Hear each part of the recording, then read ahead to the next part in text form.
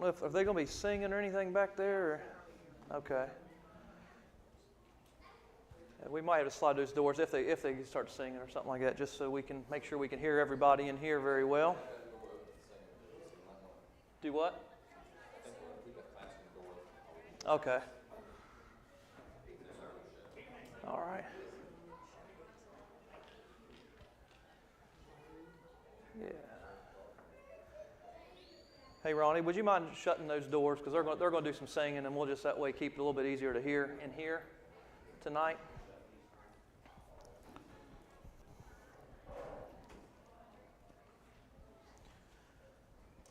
All right, so thanks for being here. We appreciate you. We want to go to the Lord in prayer. If everybody wants to stand just for a moment, we'll give you just a second to stretch. We're getting started with this month's lesson, kind of round number 2, and tonight's kind of probably the bigger topic that we're going to be dealing with. It's kind of the weightier part that makes death the uncomfortable part. So, anyways, we'll talk about grief tonight a little bit. So before we get started, I'm going to ask Brother Arnold Conad if he wouldn't care to lead us out to the Lord in prayer.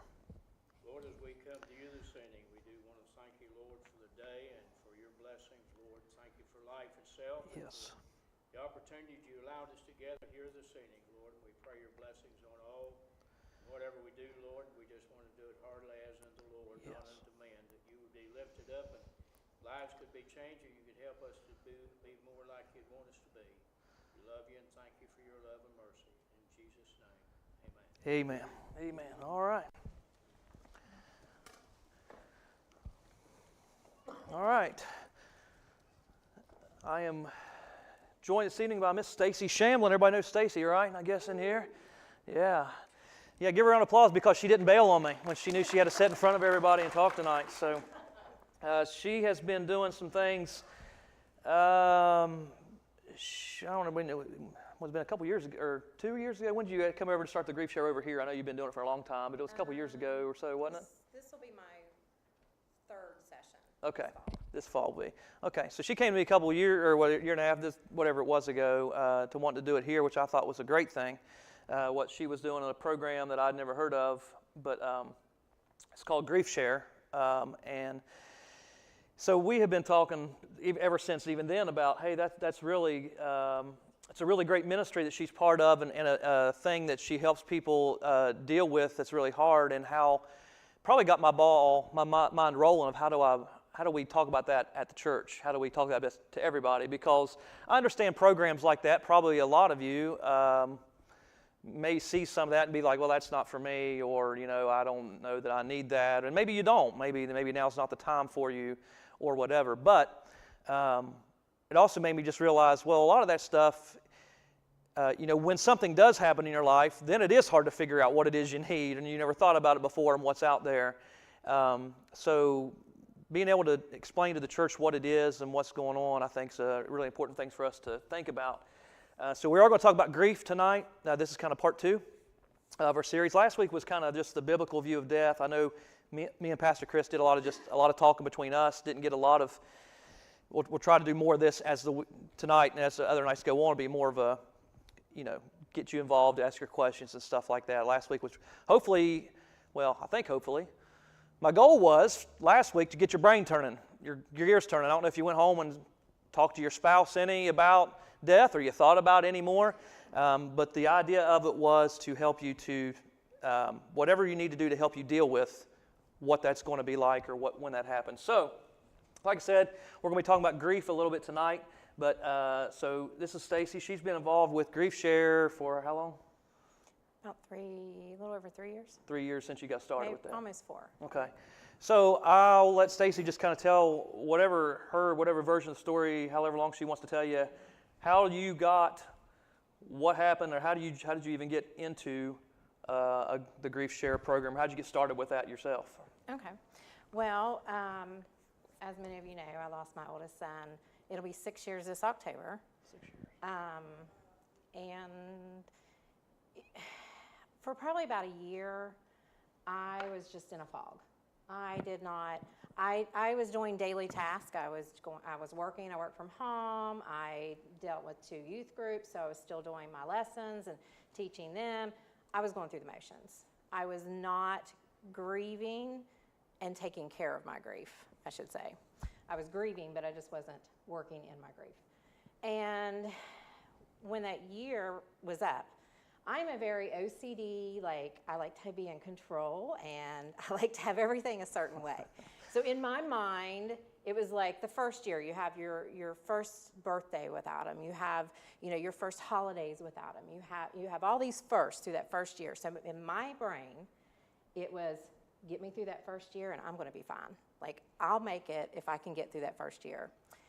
And the first anniversary of his death came along, and which is right before Thanksgiving and Christmas. And Thanksgiving and Christmas that second year was the hardest for me.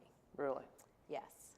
I don't know if it was because in my mind I thought I should be done. You thought it wasn't normal like now. This is, I should be done. I should not be grieving anymore. I've had my time. And what I found was that's not true. And it was harder that second year for me. Not for everybody, but for me. So at that point, I realized I needed something more. I didn't know if I needed just counseling or just something more. I knew that if I went to a counselor, I wanted it to be a Christian, because I did not want to go to somebody that wasn't, because I am a Christian and I wanted, I've relied on God through the whole thing, but I just wanted somebody that was going to talk God with me too. Yeah. So I had joined some groups on Facebook for mothers who have lost children, and they're very private groups, so anything you post, nobody else sees. So I was able to talk to people on there without alarming everybody in the world. And somebody had mentioned the Grief Share program. I had never heard of it before. And so I am a researcher, so I got online and I started researching it. And I found out that there was one being held, there's many in the state, but there was one being held in Taze Valley at a sister church of the church that I went to. So I knew people there and that type of thing. So I reached out to the pastor, whom I knew because of youth and functions that we do. So she got me in touch with the lady, and so that's how I found it.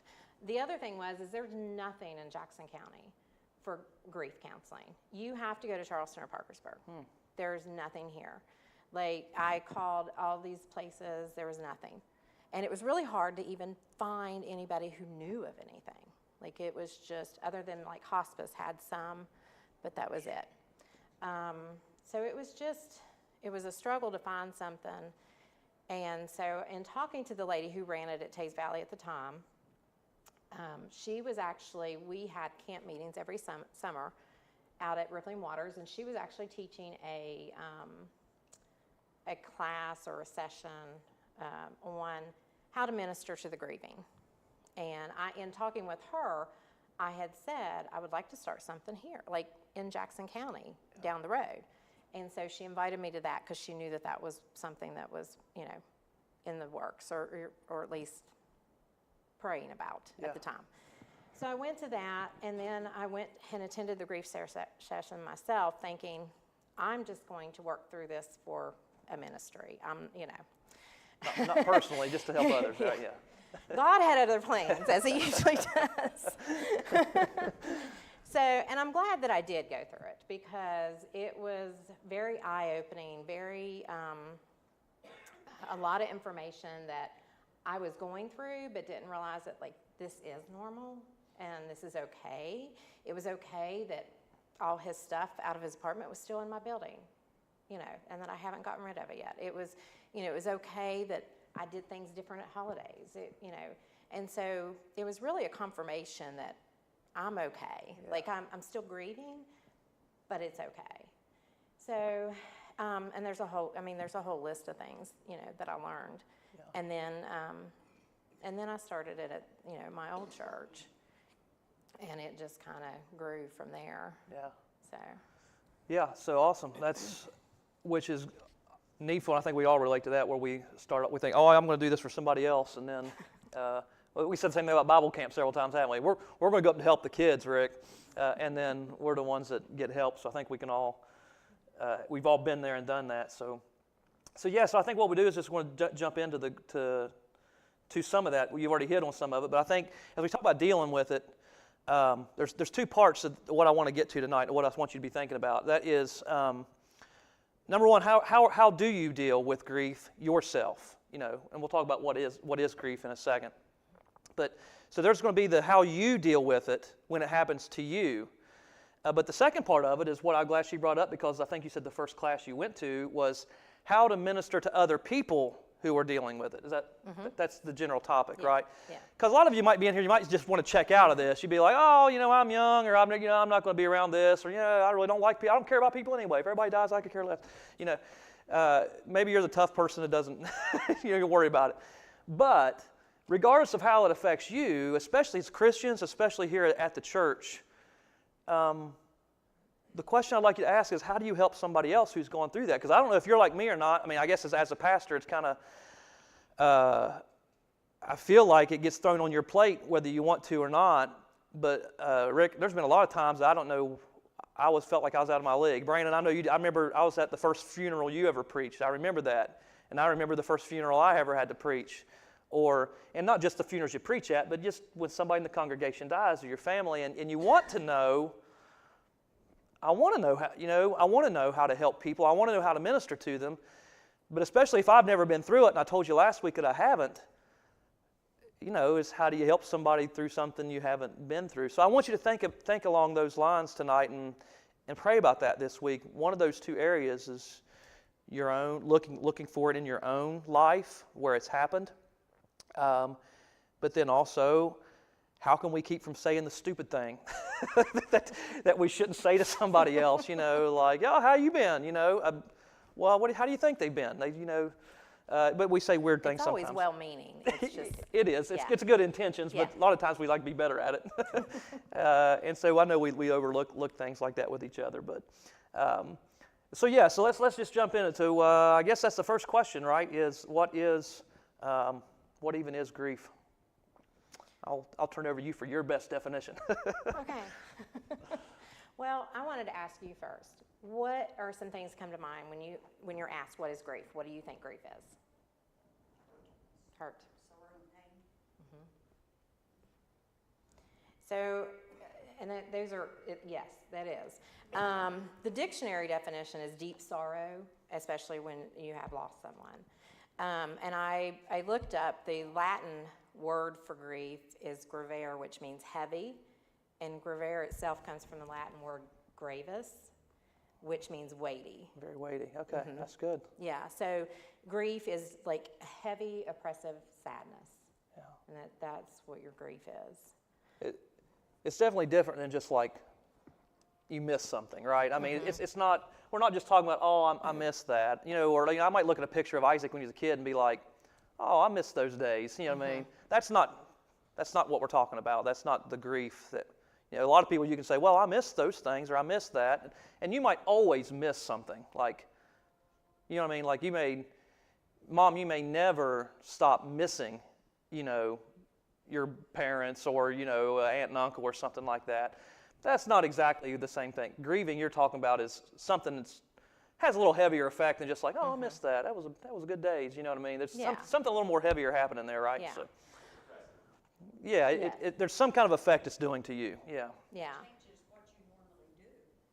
It does. The way it will change your circumstances around you, even though you don't necessarily realize it. But like you said, it does.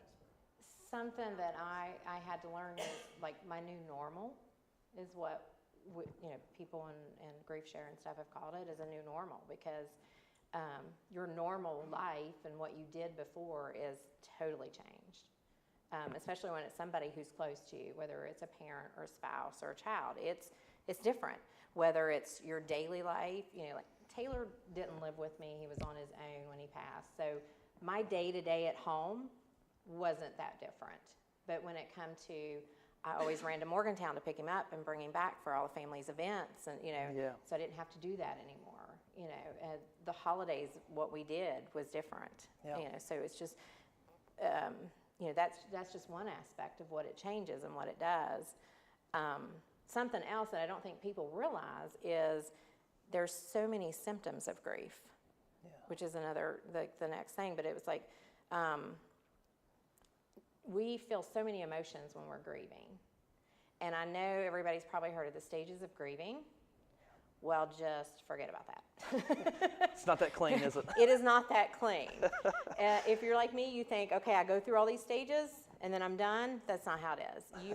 Those stages are real and they happen. You've got your anger and denial, guilt. There's just all sorts of things. And those are real, but you may have them all at once, or you're going to maybe have anger one day and the next day just be a little happy and then go back to anger. Like you're going to bounce around.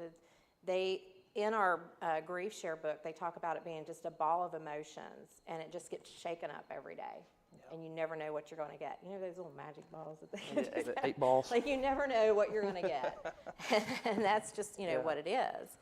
And to be fair, grief doesn't always, a type of grief can come from it doesn't have to be a death of a family member. You know what I mean? It's a great loss or something. We got a cricket in here somewhere? Get him, Rich. Richard's going to find him out. There's going to be death that happens in this sanctuary momentarily. No, I'm just kidding. But, who's going to win? Actually, you might want to pan the camera over here and watch this.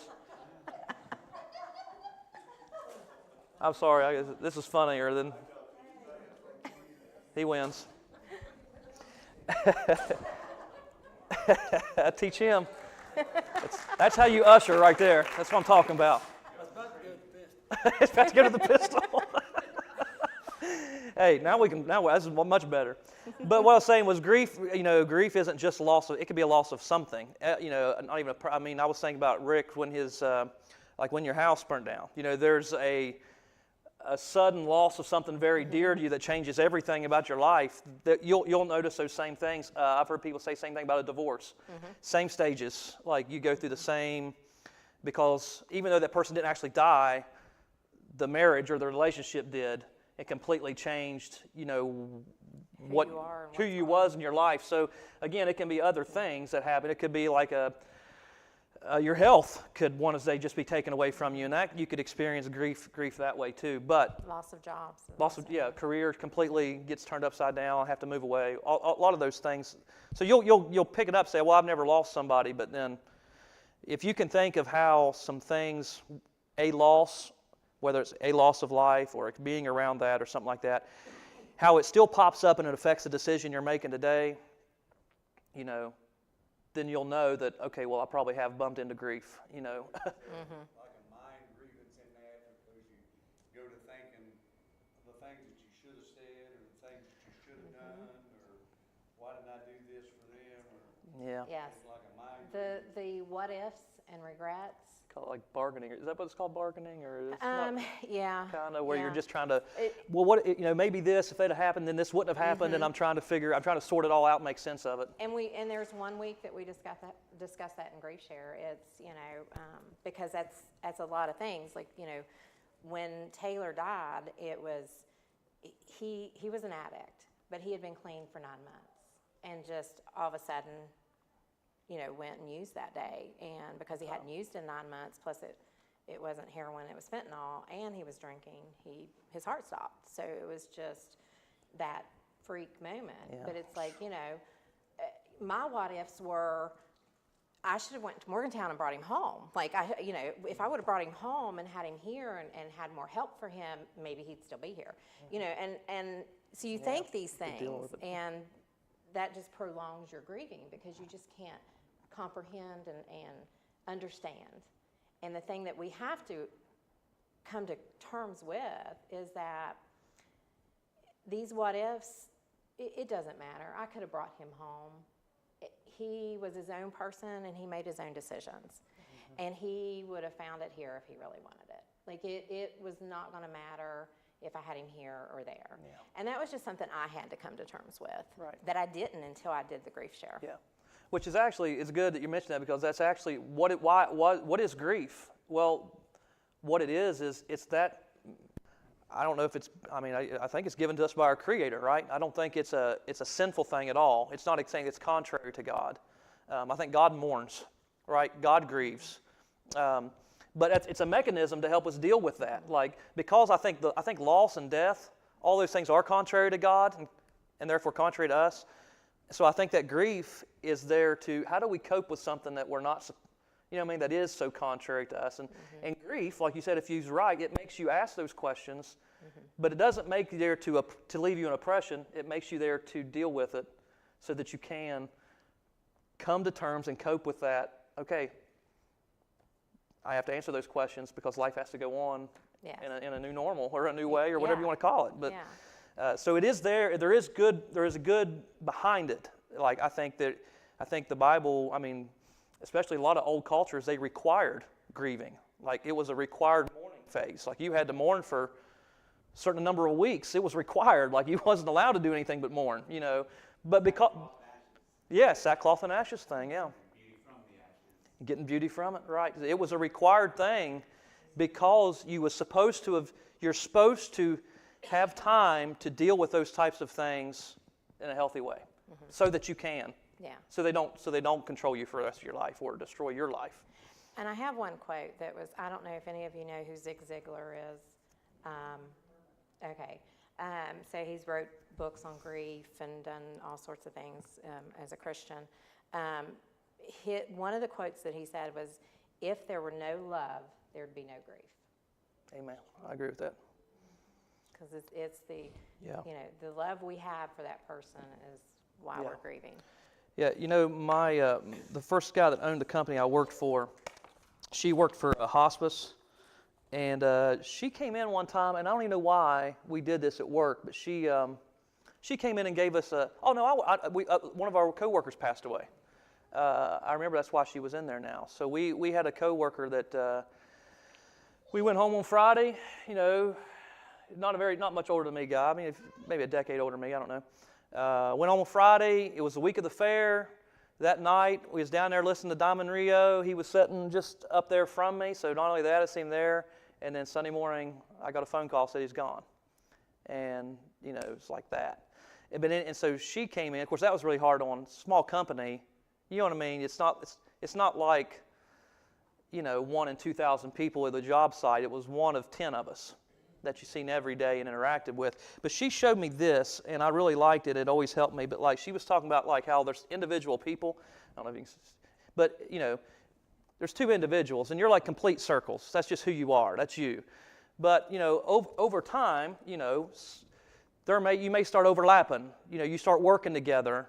Or you start spending, so there's some little section of your life that you interact with each other on, and you have that kind of, time together. And then, if it's somebody, depending on how much you love, or like a spouse or a parent, it just depends. Your overlap could be like that. Like all of your life, a lot of who I am, like this would be me and Bobby Joe, for example. A lot of who I am, she shares in a lot of that. I've been married to her now longer than I wasn't. And there's a big chunk of me that she's involved in. But if that person dies, I'm not a whole circle anymore. A huge chunk of that's gone.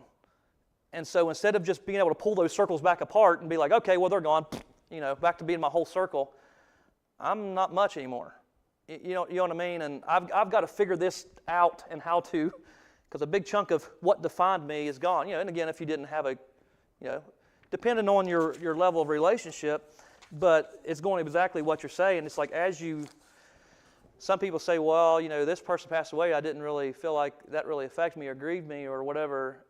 It just depends. And that's what I was telling you last week. I was like, I may have lost some of these, maybe probably not even this much.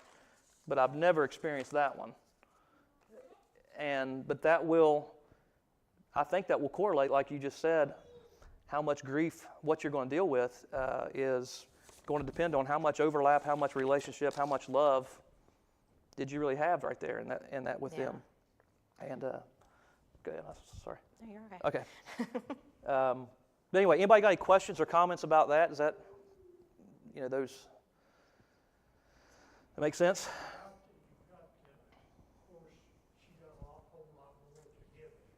Mm-hmm. So maybe I could better keep my mouth. But I know a great story. I won't tell you. Well, if I don't mention it, you can mention it later.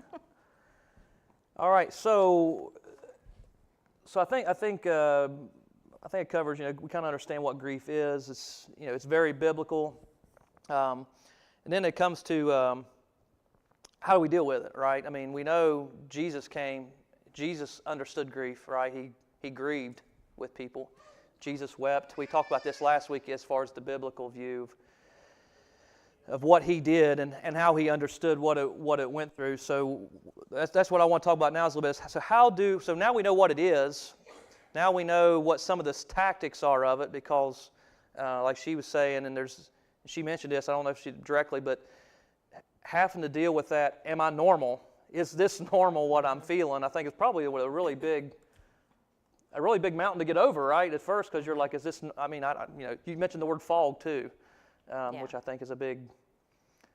I mean, you don't even know what's going on for a while, right? No, you don't. You're just. It's like you're kind of numb. Yeah. Yeah. It is. It's like you're numb. You're in a fog. I mean, it's been explained a few different ways. But before we move on to that though, Joey, there's a lot of symptoms of grief that I don't know that people realize that's part of it. Okay. That can be physical too. It's not just the sadness and the sorrow of it. Because one thing was I started having really bad anxiety attacks and insomnia, and I was diagnosed with PTSD. So, and this is all from him dying. Did this stuff, I mean, was a lot of this stuff pretty soon after, or did some of this stuff not even start until, I mean, it was progressively? Very soon after. We lost him in October. I went to the doctor in November. I had my yearly appointment, so I went. I probably would not have went if it wasn't for that. And it being so raw and so early, she asked me how I was doing when she come in, and I just bawled. Gave it to her. It was just, it was too soon for me, for somebody to ask. And of course, she didn't know. Right.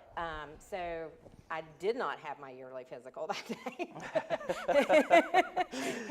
It was more of just a talk. I mean, I love my PCP, but she just listened to everything that I was saying, and I had an anxiety attack in her office, and I'm like, I do not know what's wrong with me. I've never had them before. I never had anxiety. I was never an anxious person. Like, this was all new to me. And she's like, Stacy, this is your grief. This is just part of it. And I'm like, oh my gosh. Now the PTSD came later. I was diagnosed with that later, but the insomnia and the anxiety was really soon after. But it's because I went to the doctor. And most people won't go to the doctor. And that's something else we talk about in Grief Share, that you do need to go to the doctor because there are so many other symptoms. There's, you can have an increase or decrease of appetites. You can have the anxiety attack. You can have sensitivity to noise. Just being tired, which some people know, when you're depressed, you get tired, and that's, part of it. Of course, the insomnia, having aches and pains you didn't have before that came along can be part of your grief. If you had an illness before, it can intensify it, and then it can bring on new illnesses. When you're grieving, your immune system's really low, so that's why you can get sick easier when you're grieving. And it can cause problems with blood pressure and blood clots. Like, these are all just proven facts of when you're grieving. And I don't think people realize that these are some things that happen. So it's really important, if you've lost somebody, to go to the doctor, soon after, just to get a checkup, just to be like, okay, this is what's going on. Because there could be some stuff that for your health, and you just don't even realize it's going on. Yeah, some physiological type effects, which is crazy. Something you'd think it's all emotional, but it's not just emotion. It's connected. Yeah.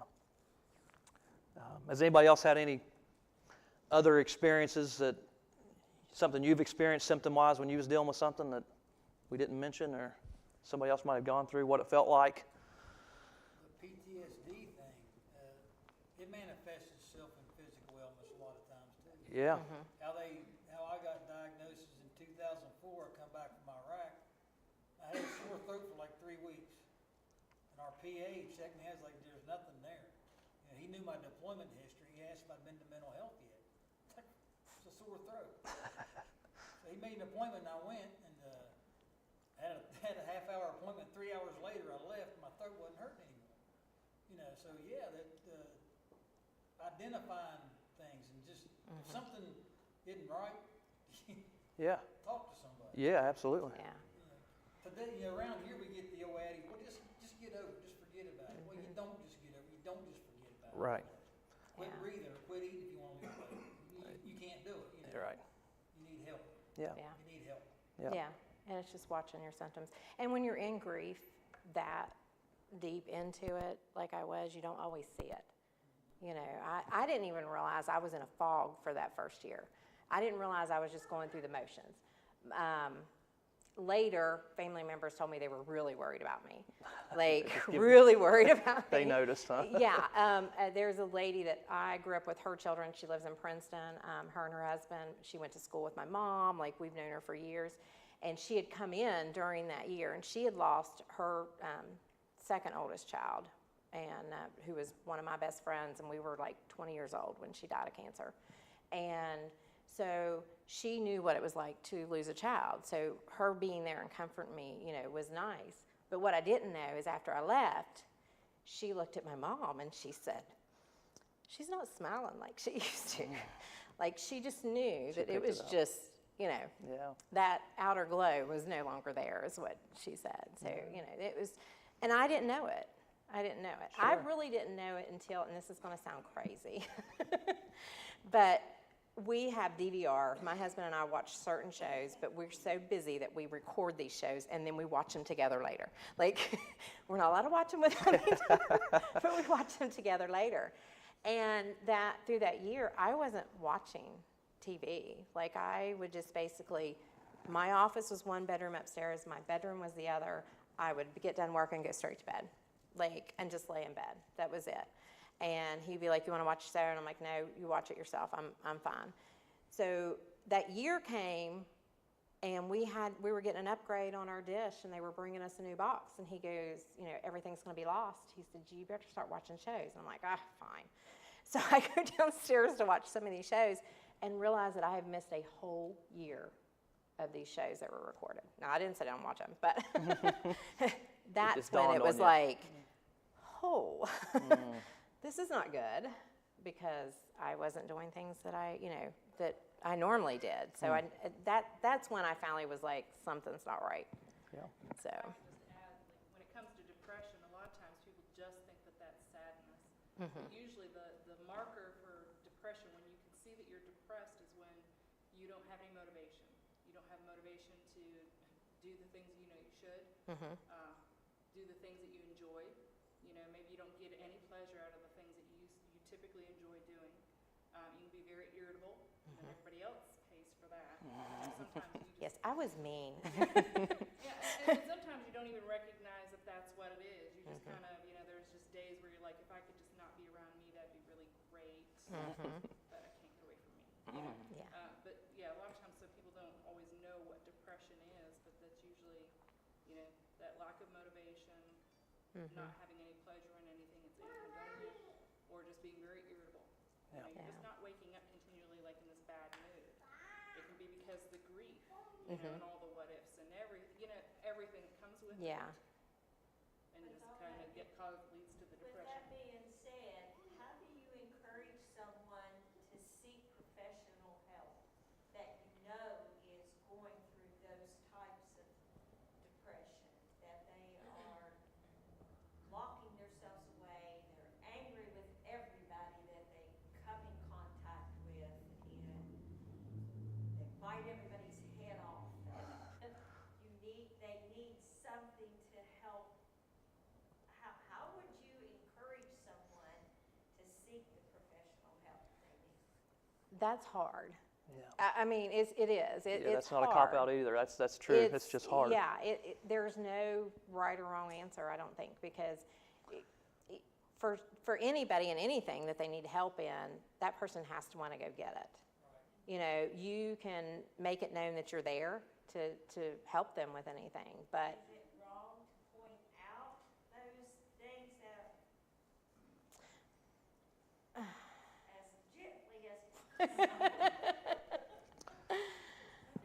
the person too. Like there were a lot of people for me that were like, "You need to go to the doctor," and I'm like, "No, I don't. Like you are making me feel like I'm crazy. I'm not crazy." Well, come to find out, I am crazy. So I did go to the doctor, and so I think it just really depends on the person and how they're grieving, how you can help them respond to that. And the relationship you have with that person. Sure. The person that you see this with, like if it's somebody you're really close to, then, you know, you might be able to sit down and talk to them and just be like, you know, I'm concerned, you know, I love you, this is what I'm seeing, and, you know, sometimes I know that you won't see it yourself till later down the road. I mean, but again, it's just how close you are. She knows she's angry. Yeah. She knows it, and, but I don't know how to help her. I Yeah. really don't. What, something I read, something I really liked, and it said, and this was aimed at me, so I took it to heart. But it was talking about to be careful not to try to solve someone's problem, but to share their problem.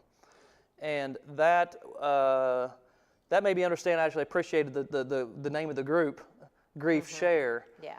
You know what I mean? And if you really think about the Bible verse, rejoice with them that do rejoice, but then weep with those that weep. And that's what he's talking about. That's the advice is, you know, I think we're, especially, maybe it's us guys, I don't know. It's like Mr. Fix, you know, hey, I'll solve that for you. I know what you need to do. You can get out of here, you know. But most, like you're saying, that's really hard to do, is to solve somebody else's grief for them or solve their problem for them.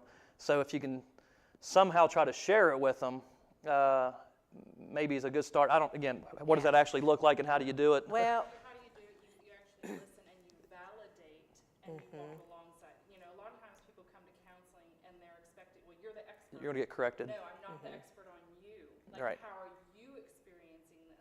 And just being there and listening and validating, like, yes, I can understand you're angry. I mean, that's got to be so hard. Yeah. You know, and inviting them to, you know, Talk through it. what is making you so angry? Yeah. You know, and just accept what it is without providing that cure, which is exactly what you're saying. Yeah. That's how you sit with somebody, is you just validate what they're feeling. Try to dig in and put yourself in their shoes. What would that feel like? Can you identify with that feeling? We all have the Yeah. same emotions, so you may not have experienced exactly what they're going through, but you know what it's like to be angry. So find out what is causing the anger, what is, you know, what's causing the guilt. Sometimes just listening to somebody, they will find the way that, you know what, yes, I need to go get help, because they're probably going to think, Yeah. there may be more of this. Somebody else might be able to understand and really help me out of this. yeah. Yeah, and that's something, because they have a whole Grief Share program, they have a whole training thing that I had to go through. I am not a counselor or a professional by any means. This was just a calling that I got, and most of the Grief Share leaders, that's what we are. They talk about that. They talk about, you know, we can't try to fix anybody. We can't say this is what you need to do, because, like you said, everybody's different. Everybody grieves differently, and everybody's grief is different. So where, you know, I lost my son, and Mike was actually his stepfather, but Mike has been with him since he was 2. So Mike was his dad. His dad was in and out of his life since he was 2. And so he didn't have that with anybody else but Mike, and he called Mike dad. So, but even though we both lost a child, we grieved it differently. Sure. And, you know, my kids lost a sibling, and they grieved it differently. We're grieving the same person. You know, my parents lost a grandchild. My aunts and uncles, you know, we have a huge family, both on my side and my husband's, if you know the Shamblins. So, I mean, you know, but we all grieved his death differently. So, you know, we can't just say, okay, you know, I know how you're feeling because I lost him too. No, I don't know how my husband was feeling through that. Sure. And I wasn't there for him that first year. Like, it was, I just, Yeah. you know, kind of just toned out of everything. But, you know, I wasn't even there for my kids that first year. Yeah. which made me feel guilty. You know, after I came out of that fog, it was like, I'm the strong one in my family. I'm the one who everybody comes to lean on and that type of thing. So I wasn't that during this. And that was a hard concept for me too. Yeah. Not being that strong pillar in the family during all that. So. Going back to what she said about depression and not being able to do your regular, I just got busy. I cleaned my house out from top to bottom. I got rid of all Jack's things and gave to people. Mm-hmm. I just got rid of out of the house. I painted my house on the outside myself, and up on a big wave, and I cleaned fallen logs out of the woods. I just did everything I could do. Kim got worried about me. She was talking to her friend about it. She said she's chasing grief. Mm-hmm. So I suppose I was staying busy, not thinking about it. Yeah. And I realized too that after years, it was probably 4 years that we had extreme doctor's visits, and it was had to dwell just on the sickness. Mm-hmm. I had been able to do the things I wanted to do too, but that made me feel guilty to think that Mm-hmm. might be what it was. Yeah. So it's not, you never suffer the same as everybody else suffers. No. And we all react differently. You know, you said you cleaned out his stuff. You did all this stuff. You kept yourself busy. You know, there's some people who can't go and clean out their loved one's stuff because they just can't do it. I know Josh came out to Thanksgiving and couldn't bring himself to do it. Mm-hmm. But I think I was cleaning out his clothes that he wore all the time he was sick. I don't know, but it Yeah. just, I felt guilty about it. I felt guilty about being sick. But you shouldn't feel guilty because it's not, and that's, you know, another thing. There's a whole week in Grief Share on guilt. I mean, it is that important that there's 1 week that's all we talk about. It's is that guilt. common for everybody. Yeah. Yeah, yeah. I also feel guilty because I didn't realize my kids were suffering. It took me probably over a year to realize they needed it. I was the same way. Yeah, but it's normal. But it's okay to take that time for you, because that was something I had to realize too. It was okay to take that time for me. It was okay that 2nd year anniversary of his death, I didn't want to be with nobody. I took off work, but I didn't want to be around nobody. My mom had a fit. She was grieving him too, and she didn't want to be alone, and she didn't think that I should be alone. But I didn't want to be with anybody. That's what you like needed. I just needed to, and I had to realize that it was okay for me to tell my mom, no, like I need this for me. It's like, I realize you need to be with somebody, but I can't be that somebody today. Like, call one of your sisters or one of my cousins. Like, I cannot be that person today. And it's okay to do that. But man, that was hard. I mean, I was raised to respect your elders. So me telling my mother no was like the hardest thing to do. Brother Gene, you was waving your hand there a minute ago. Did you have something there? Yeah, I think she's sort of doing the right thing by trying to help others. That's what she's doing now. Absolutely. Don't let the grief get you down to the point you can't be used of God to help the rest of the family.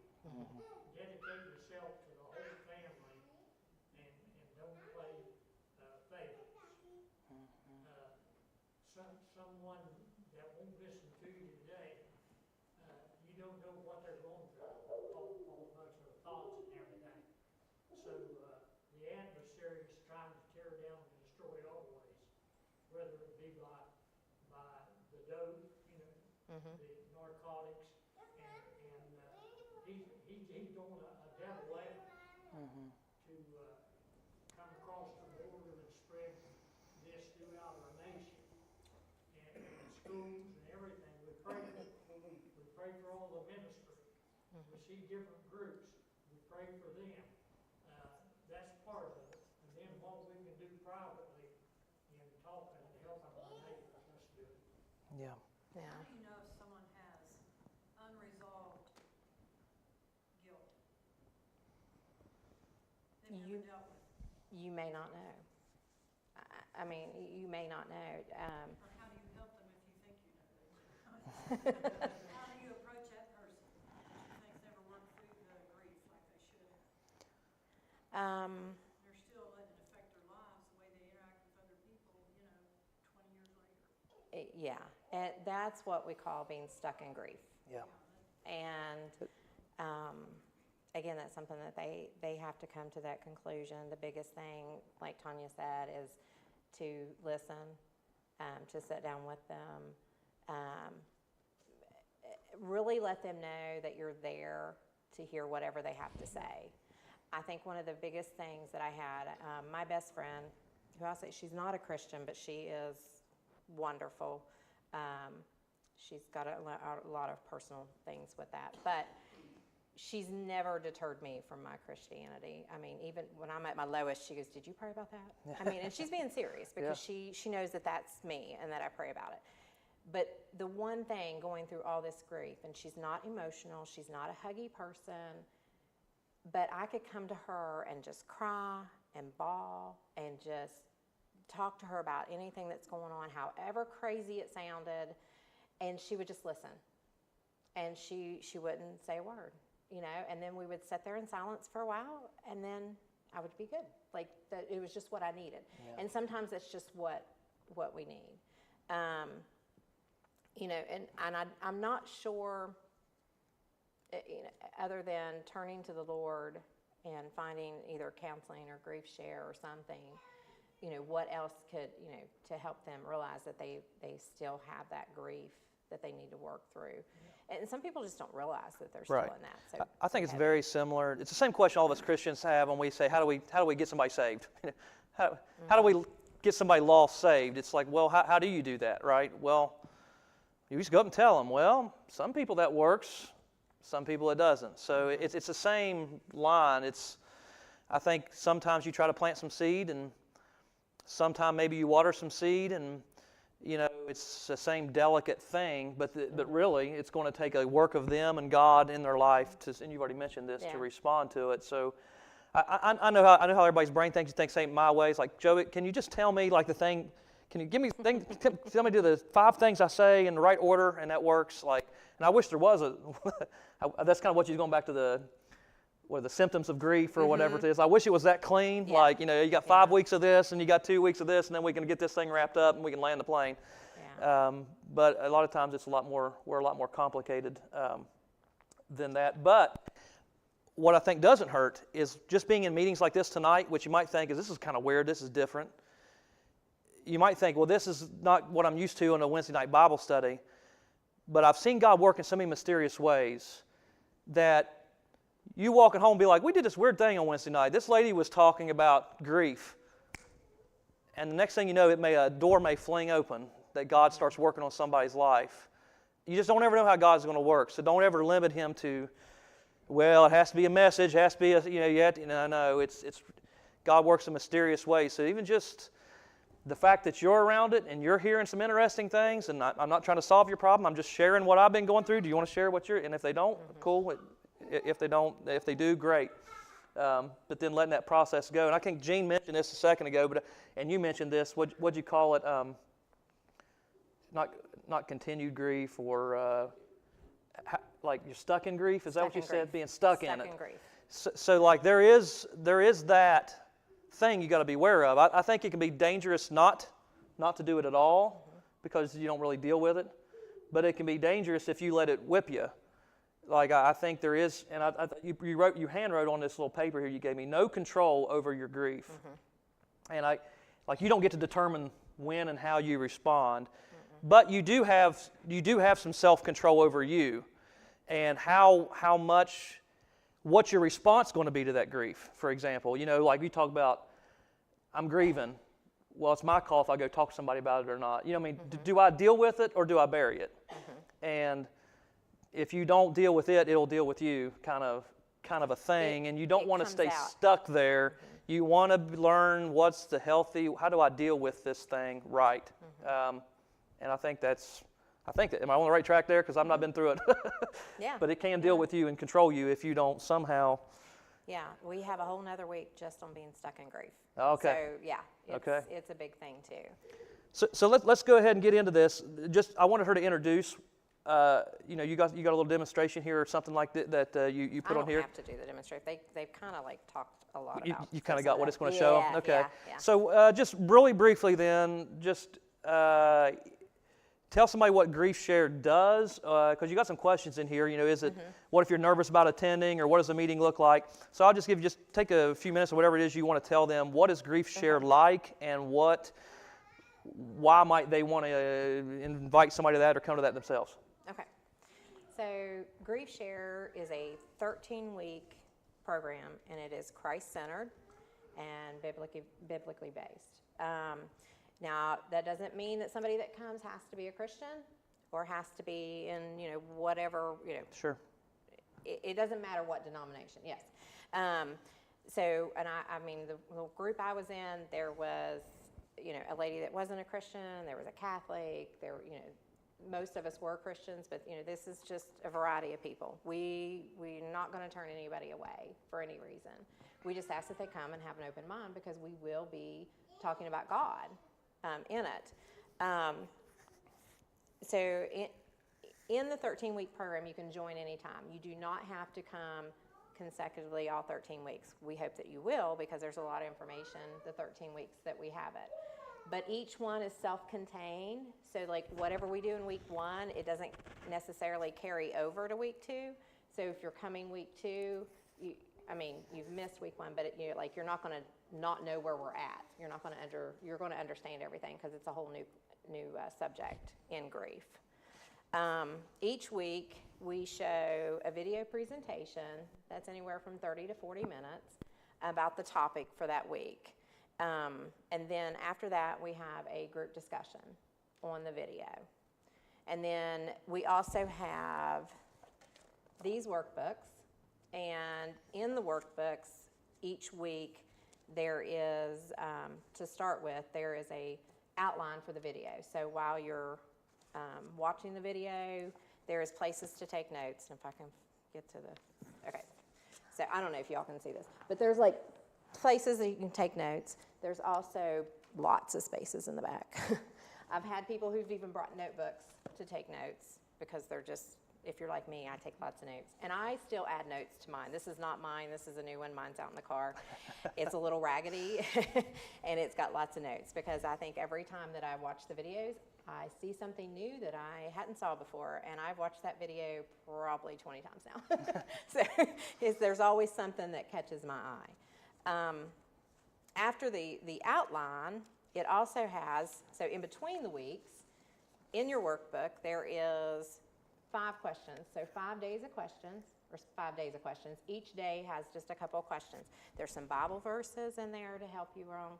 Some of the questions deal with the Bible versing, just asking like, what did Job do in this verse? Because there's a couple weeks that Job's mentioned. There's quotes by some of the people who are on our videos throughout. And at the beginning of each week, there's a story. And it's a story of somebody who is on the videos, and it's their story of their grief and their loss. Each week, there's some people that are in each week's videos. There's counselors, there's preachers, there's just everyday people like us who went through grief and have went through the program, and they talk about how Grief Share has helped them, what God's done for them, and what just being there has done for them. That's great. So there's all sorts of things with that. Let's see. The other thing is just it's for anybody who's lost. The Grief Share program specifically is for loss of somebody, whether it's a spouse, a child, parents, or close friend, just somebody you've lost and that you're grieving. Yeah. They actually have support groups, programs like this for divorce. Oh, really? Yes. So similar thing and you do. they have a couple other ones. They also have one for surviving the holidays, which I've thought about getting. It's a 2-hour thing, one day. Well, you know what? We can get it and do it this fall. I have no problem with it because I did attend that.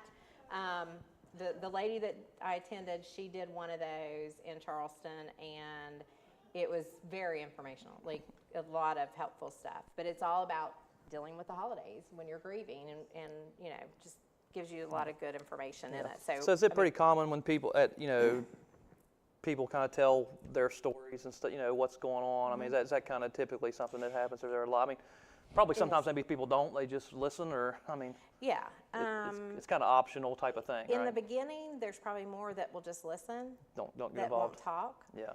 By the time 13 weeks is over, everybody's talking. Okay. You become close. I have a group chat with the original group That that you- I was in. that I you was in. attended, You guys still that kind we of stay in still touch. Keep in huh? contact and pray for each other and that type That's of thing. great. So, you know, you bond during these 13 weeks, but it's optional. Like, you do not have to speak about what's going on. You do not have to tell, because you are going to get so much stuff from the videos and the workbook, and just by listening to what's going on, what other people say. Yep.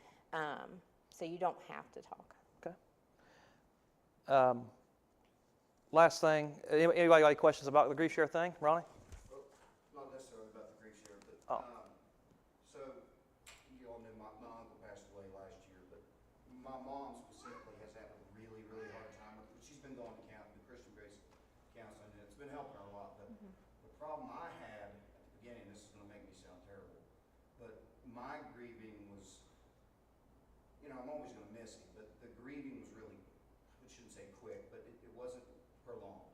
My mom, it was really hard for me to be like empathetic, because her grief seemed to be so, to me at the time, and I've learned to be empathetic with it, but so far away from what mine was. It was like intense. It was just like the things she would do, the things she would say, like almost deify the person, like talk about how great, just like it was different. And I get frustrated, and I dealt with that. But on the other end of the spectrum, my question, how do you, something that my mom still deals with is other family members who don't seem to be grieving at all. And that makes her grief worse. Like individuals in the family who have almost, this is going to sound terrible too, seem like they've taken advantage of the situation, which I can't speak for them. I don't know what's going on in their minds, but like, how do you help somebody who is dealing with external factors that they have no control over that's making their grief worse? Does that make sense? It does, because I've dealt with the same thing, and we talk about it in the grief share program. And that goes back to, we have to realize that everybody grieves differently. And it's all about the relationship we had with that person on how long we'll grieve, how hard we'll grieve. There's no set time. Like, you know, there is no set time. Like I said, you know, Taylor, it'll be 6 years in October since I lost him. I'm still grieving him. But there's a lot that comes with that too. But as far as like how she can work through it, the counseling's good. Grief Share can help with that, because it talks about a lot of that and how we can just understanding that we cannot put so much emphasis on what other people are doing and how they're handling it. That it's more of a, we have to worry about ourselves thing. Yeah. And that's hard. It It's is very hard. hard, yeah. Because we love that person and we want to make sure they're still remembered. And so if we don't think they're grieving it, then we think they're not remembered. So that's something else. So, yeah, it's, I mean, I personally deal with that anger with it too. You know what I mean? yeah. So the last part of the question, Right, Richard. sorry, Richard, good. This is all about helping people, right? And there's been a lot of questions about how do you help someone do something. I can tell you for myself, you know, I've had a lot of loss, and what I think about grieving is, you know, it's not what we're talking about here. I just don't see it that way. But as far as helping someone realize and deal with something, when you ask them how they're doing, be ready to listen to them. Yes. Absolutely. The thing that I hate the most, especially at a funeral, well, they're in a better place. I don't want to hear that. You know? Don't tell people that. That's not what they want to hear. You know? And when you ask someone how you feel or how you're doing, don't try to outdo them when you're talking to them. I've talked to some Ask that question and stop. I've talked to my Army buddies, you know, had different deployments in different areas than me. You talk about this, and well, they want to say how bad theirs was. I don't care how bad yours was. You ask me how I'm doing. Right. You know, and it's just human nature, I think. Yeah. Well, it's not It that is. bad. This is, you think that's bad, you ought to see this. Don't do that. Yeah. Yeah. Just listen. Yeah, don't belittle it, yeah. Yeah. And that's actually the next question is, like, that's the second part I told you we ought to be thinking about is, regardless of how you deal with grief and what it is to you, how do you help somebody else? Like, what do you say to other people who's in it? And that was kind of the last thing. And I think you made a list, and I think I did. both of those was on it. Yes, some of those are on it. I printed this out. This actually came from Cancer Care Resources online because, like I said, I researched. So I knew a lot of this, but it was like I wanted to make sure I got everything and put everything the right way. So I found this and I was like, this is exactly what I want. So, the biggest thing is you want to know what to do and how to do it. And we all have good intentions and we all want to try to say the right thing and to help that person, but we don't know what to do. Right. And I will say the one thing that I had to learn was when people asked me how I was doing, that I had to discern if they were really wanting to know or just asking in passing to be polite. And if I felt like they really wanted to know and I wasn't doing good that day, I'd tell them. I got to the point, I mean, I'm more blunt now than I ever was, which can be bad sometimes. But, I mean, I've learned that there are times that I do have to say if I'm having a bad day, it's like, no, it's not a good day for me. Yeah. Because I still have bad days. So, that's good. Yeah. There's to me, there's quite a difference, like in a sudden death or a death that you know that's coming. Mm-hmm. Like some experiences, Yeah. you know it's coming. Yeah. Yeah. The grievance is so much different. Well, and Sudden death is really. Yeah, there's trauma. And when there's illness or you know it's coming or whatever, a lot of times you start grieving before the person actually dies. At that time. So after they die, sometimes it's a relief. And then there's guilt that comes in with that because you're like, oh, I'm relieved, especially if it's a caretaker taking care of somebody who's been sick. And it's like, oh, okay, and that's hard too. Mm-hmm. Yeah. Yeah. And then the guilt comes up a little while later. Why are you Right. relieved? They're gone now. Yeah. Right. Now, this might sound crazy, but at the funeral, we went out for the gun salute or whatever you call it. Yeah. Joey put his arm around me. That meant more to me than what he Mm-hmm. said. Yeah. And then I went to another funeral afterwards, which was really hard to do to go to myself. And Vernon and Jean come in and sat down right beside, sat in the grill on myself. They come in and just sit down. Yep. Yeah. Just them being Just there. being there. Yeah. And that's something, like the first thing on here is, like Richard was saying, be a good listener. Sometimes the best thing we can do for a grieving person is just to listen. Just let them know we're there to listen. Don't say anything. Just assure them that it's okay to talk about whatever they want to talk about, what they're feeling, and that although we can't ease their pain, we're there for comfort. And then listen. The other thing is to respect their way of grieving because, like I said, everybody grieves differently. So, and there's no right or wrong way to grieve. There is no right time limit. It's not that 1 year. Right. It's not that 1 year and you're done. I mean, it can go on for years, and it depends on how close you were to them too. Except that there's mood swings. Because somebody who's grieving is going to have emotional up and downs. Like I said, it's like all your emotions are in this ball and it's shaking every morning and you don't know what's going to come out. And you can have all of them or one of them. And you just don't know from day to day. So we just have to respect the fact that they're going to have mood swings. And Right. it's just something that's going to happen, especially in that first, when it's first happened and it's so raw. Avoid giving advice. Because that's not what we want to hear. Yeah. When you're grieving, it is not. Especially unsolicited advice. Yes. I mean, one thing if they Yeah, ask you what to right. do, but a lot of times they're not just sitting there. I wish somebody would tell me what to do right now. Yeah. I mean, it's usually well meant. Yeah, absolutely. But it will often make the person who's grieving feel a whole lot worse. Yeah. Because we're so out of control as it is. So then it's like, well, you should do this, and it's like, and it may not work for them. Like what you think will work for them may not work for them either. So just, avoid trying to give advice. And something you can say and that you might say is just that it might be difficult. You're like, this must be difficult for you. This must be a difficult time for you. But I'm here, and that's just, just letting them know that you're there. The other thing is refrain from trying to explain the loss. Because we don't want to hear that either. Yeah, you're sorting that out. It's, avoid your loved ones in a better place. They're no longer suffering. It is, and I've heard you all say that here tonight. It's just, even as a Christian, I know these things, but it's not what I wanted to hear at the moment. Yeah. And it's not, and you may not know what that person, like the person you talk to might be a Christian, but the person they lost may not have been, and you may not know that. And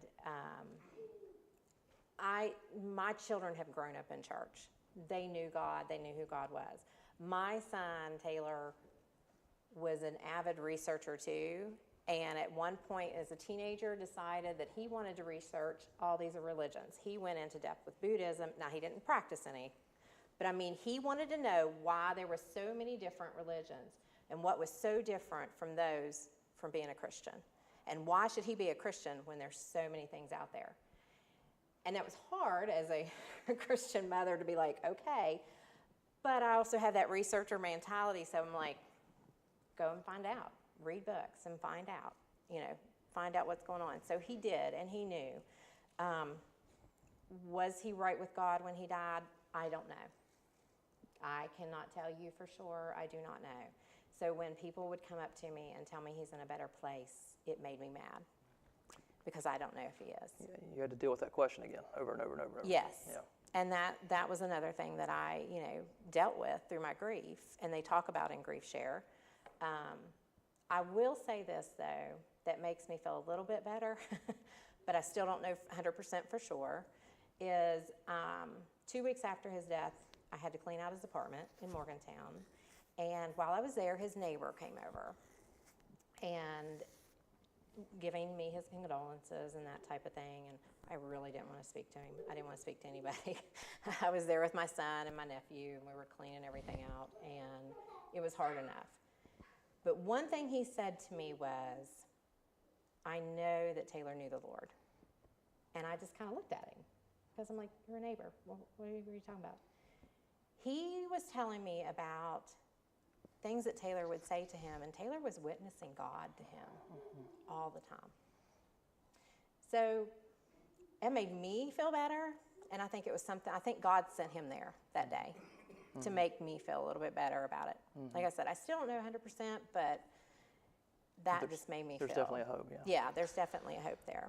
A couple more was, and a big thing is helping out with practical tasks. Yeah. So for those of you who have lost spouses, you know that, and I don't know personally, but I know with working with Grief Share and working with other people who have lost spouses that you and your spouse do things around the house together.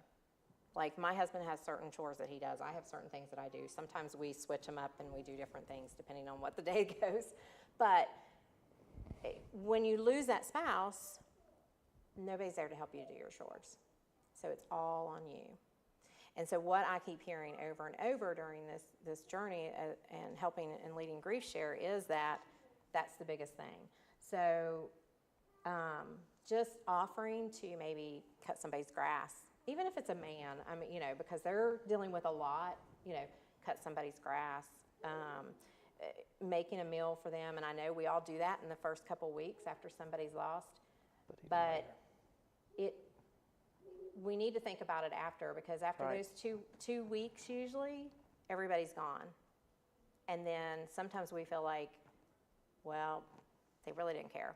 Like they were here every day, and now they're gone. And you like that peace, and you like everybody to be gone, but then it's like, sometimes you just want somebody to say, call you and just say, hey, or, thinking about you today. How was your day? Are you doing okay? That type of thing. So just doing things like that. Going and babysitting for somebody, or just going over to their house. If you know them real well, go over to the house, do their laundry, do a load of dishes, just something. Don't ask. If you see it needs to be done, just do it. That type of thing. And the other thing is to stay connected, like I said, to even after those first few weeks, to continue to reach out to them just to see how they're doing, because a lot of times they feel like they're just left alone. Yeah, we should highlight. I mean, I want to highlight those last two just to say this, because here's the battle I run into as a Christian, and I don't know if you guys run into it too. Well, if I don't have the earth-shattering words to just fix all your problems, then I guess I'll just buzz out. You know what I mean? And really, that's not the best approach at all. It's like we think that mowing somebody's grass isn't spiritual enough, so You know what I mean? That ain't going to move the needle. You know what I mean? Like, I want to move the needle, and I'm very bad at, but where Mom and a lot of you other ladies have just done, a lot of times the testimonies I hear, it's those little things, like Grandma was just talking about. Somebody put your arm, sit down beside you. You know what I mean? And that's what she's talking about today. So if you really do care, and you want to make a difference for God, you probably a good area to start praying about is not these wonderful speeches you could give somebody or this thing. It's just, can you do that little thing there? I know that really does move the needle. Yeah, because exactly, and that's ends up being the thing. It's like, oh wow, there really must be some love of God for them to think of. What are they thinking about? Why are they thinking about that? And I really, you really appreciate that, and you notice that. So yeah, anybody else? I know we're kind of over a little bit of time here, and I know some of you have sat here for a long time, and I really appreciate it. I really enjoy this kind of stuff because I think it's helpful. I think it makes us think about this because it's a very, very important part of life, and if we're going to be Christians and we're going to walk through life with people the way Christ would, like He did, then this is an area we don't talk about a lot, so I'd like to learn how to do it. I know especially as being a pastor, and we may talk about more about this in the funeral, but you talk about things. Someone counseled me one time, a long time ago, about trying not to make people make more decisions. You know what I mean? Try to help carry the weight. Don't put more weight on them. And so I might be like, I might want to sit down and be like, okay, so what do you want for the funeral? Now, what song do you want? Okay, no, what do you want said? And I would catch and someone would be like, I read something one time. I was like, oh, am I actually carrying the weight, or am I just making you think about tons of more things? But even just learning how to better minister to somebody, that's important to me, because this goes back to what I've said several times. I want to be effective. I don't want to be one that beats the air, right, Arnold? And so if I can take a few minutes of my life to learn how to minister better, I probably should. And I think this tonight is really helpful for me to just kick these things around and understand them. So even if you're not grieving, talking about this or learning about this, or sitting down with somebody who has at least before, so that you can actually equip yourself to be more effective for the kingdom of God, then I think it's totally worth it. And any final thoughts you got in your mind you want to share that we left unsaid? Or no, but there's a scripture that I had. Yes, absolutely. So it's in Ecclesiastes. It's chapter 4, verses 9 through 10, and it says, 2 are better than one, because they have a good reward for their labor. For if they fall, the one will lift up his fellow, but woe to him that is alone when he falleth, for he hath not another to help him up. And I mean, in reading that, it makes me realize that, that's what we're here for as children of God. We're here to help each other, when we fall. I mean, we're here for the good and the bad. And if we're not there to help pick somebody up when they're grieving and stuff, then we're not doing what we should be doing. Yeah, is it real? That's right. Yeah. Yeah, last scripture I'll leave tonight too, but the person said this, something to remember about grief is it's temporary. Now, I'm not telling you it's a year, but it's temporary, right? I mean, the Bible promises, says, weeping may endure for the night, but joy comes in the morning. So there's coming a day, regardless of, you might deal with it and settle it and able to move on here, or there's going to come a day when this is done and things are put back right. So just remember that this thing we're dealing with it's temporary. God's got the fix. Well, the fix is in. The Grief Share program says it's your journey from mourning to joy. From morning, yeah. Yeah. From So weeping to that's morning to morning joy. What, Brother Arnold? Yep. That's right. That's right. Yeah. Yep. Can you be in it for the long haul, right? So.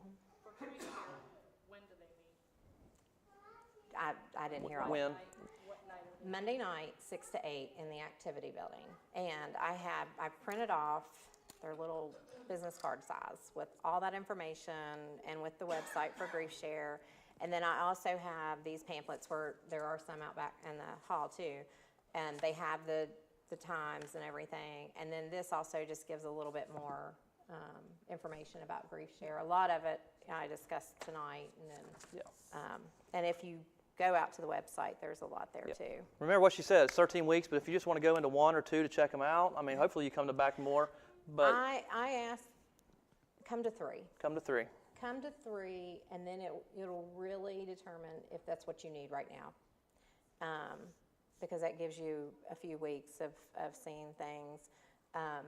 Most people will stay. There are some who come to a few, and then they don't come back. Sure. And it's all of how ready we are, how raw the loss is to us too.